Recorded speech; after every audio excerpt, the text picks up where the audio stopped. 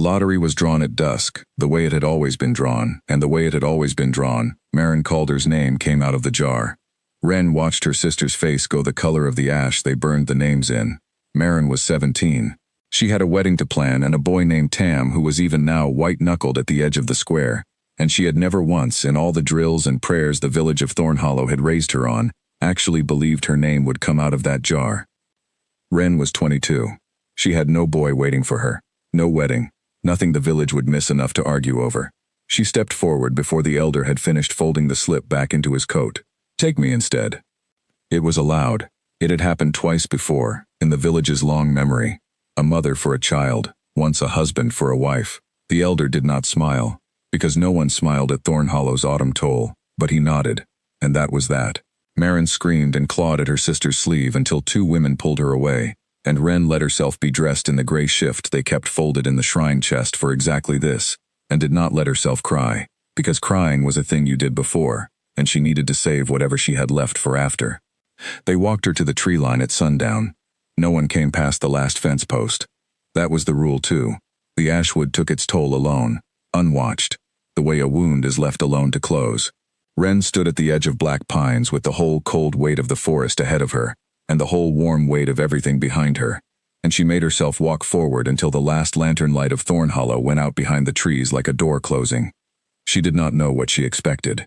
Teeth, she supposed, a shape too large to be an animal and too wrong to be a man. The old songs called it the ashwood beast, and said it had eaten a bridegroom whole in her great-grandmother's time, though no one now living had seen it and lived to describe more than a shadow and a sound like a landslide breathing.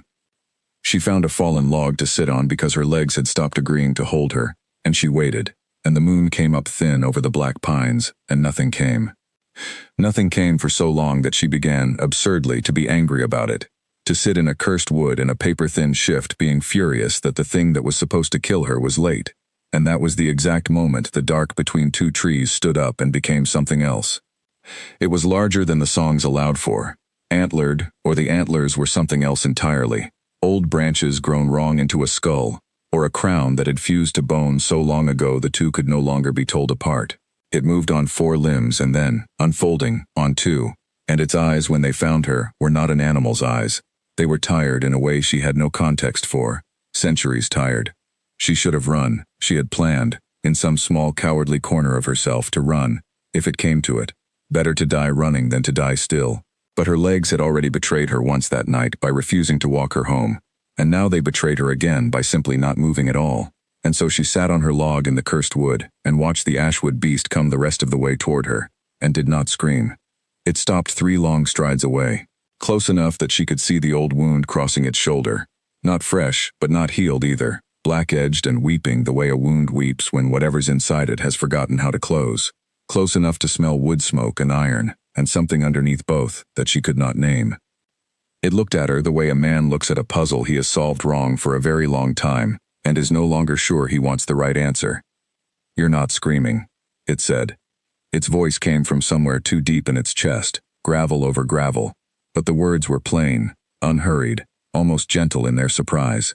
"They usually scream. I used it all up on the way here," Wren said, which was true, and which came out of her before she'd decided to say anything at all. Something that might have been a laugh, if a landslide could laugh, moved through its chest. It did not come closer. It did not, she noticed with the distant clarity of someone watching her own death from a slight remove, look at her the way a hungry thing looks at food.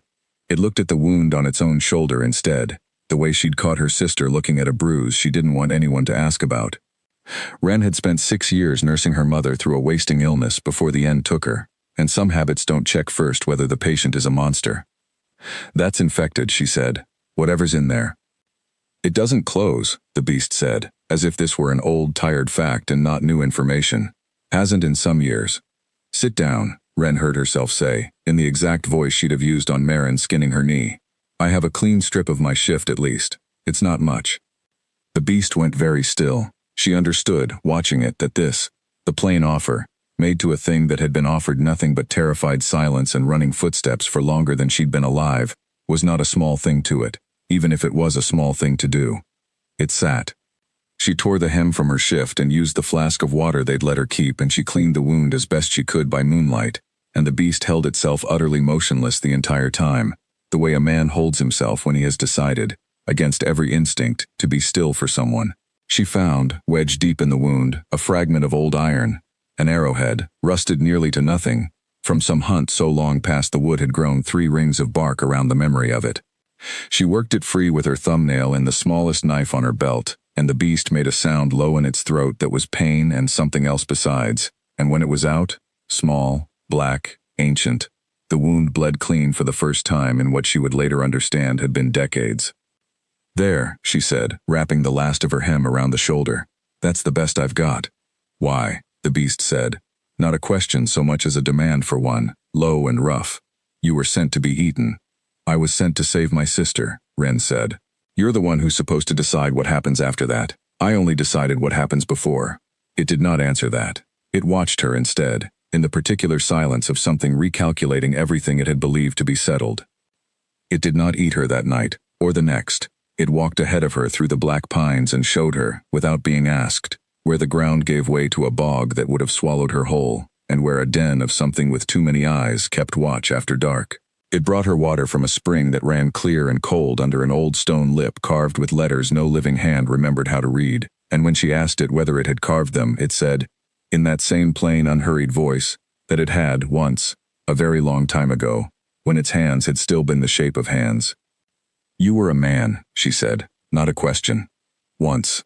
The word came out of it like something dragged up from very deep water. "There was a woman I loved who I could not have, and a wood I was warned never to cross to reach her, and I crossed it anyway." The wood remembers grudges longer than it remembers reasons.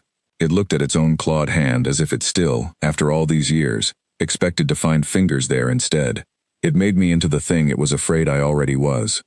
"That's not fair," Ren said, and meant it with the whole unguarded force of someone who has not yet learned to be careful with a monster's feelings. "No," it agreed, "it isn't."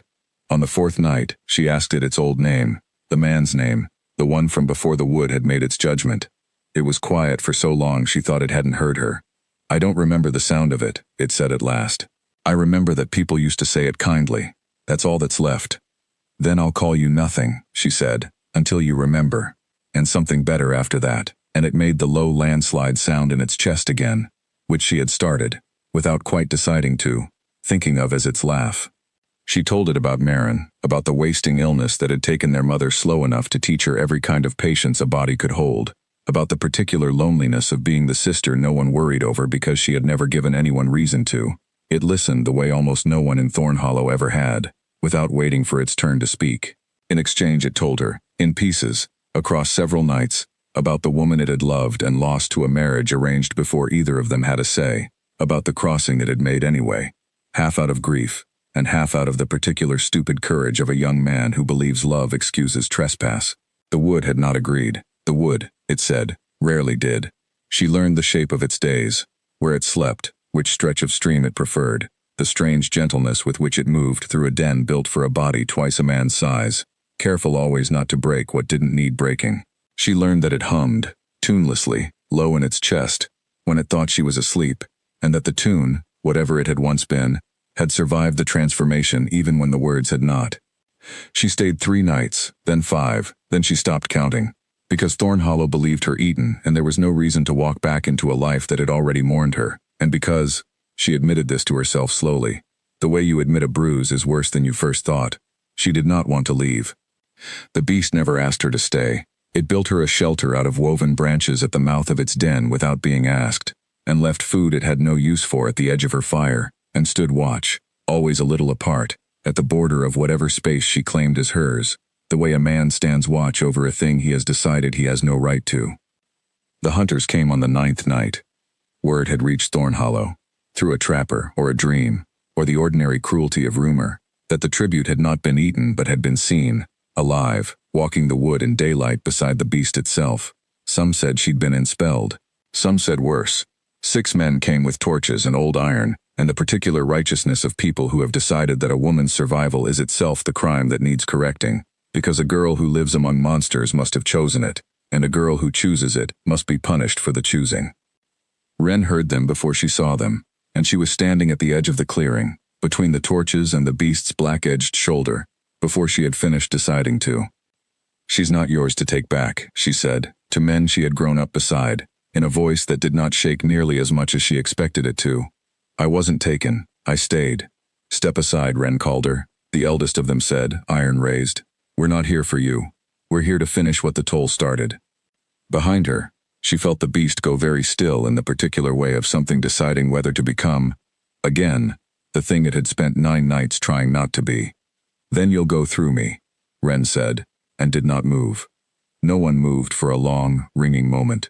Then the eldest lowered his iron a half-inch, some old calculation shifting behind his eyes, and in that half-inch of hesitation, the beast stepped forward, not to strike, she understood a heartbeat later, watching its clawed hands stay open and empty at its sides, but simply to stand beside her instead of behind, 2 shapes instead of 1, at the edge of the firelight, neither of them flinching.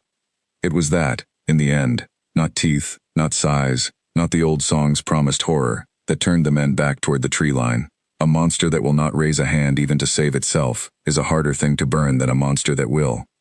They went. The torches went with them, small and shrinking through the black pines, and did not come back.